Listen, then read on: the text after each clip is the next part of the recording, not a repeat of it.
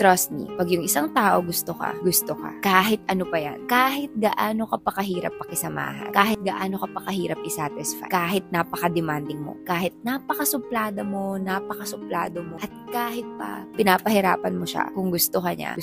Kahit ano pang ka-red flagan yung pinapakita mo, walang tatalo sa patience ng isang taong gustong-gusto ka. Kasi alam mo, kahit gaano pang kasamaan yung ipakita mo sa kanya at kahit countless reasons na yung pinaramdam mo sa kanya para sabihin hindi ka okay na tao, magsistay ka. Pero bakit? Ang dami-dami namang tao sa buong mundo na mas tatratuhin siyang tama. Trust me, alam na alam niya yun. Alam niyang napakaraming tao sa buong mundo. Pero magsistay siya. Hindi dahil wala na siyang mahanap na iba, hindi dahil wala nagkakagusto sa kanya, pero dahil ikaw lang ang gusto niya. Wala nang ibang explanation doon. Ikaw lang talaga. Kasi again, hindi siya madadala sa mga actions mo lang. At sa mga hint na binibigay mo na hindi mo siya gusto, walang makakapag-give up sa kanya, kundi sabihin mo na lang sa kanya na ayaw mo sa kanya at hindi talaga siya yung gusto. Yun lang, at least, mas klaro sa kanya. At least, alam niya kung saan siya lulugar. Kasi hanggat wala kang sinasabi, kayang-kaya niyang patunayan ng paulit-ulit na ikaw yung gusto niya. Kahit na at kahit pa.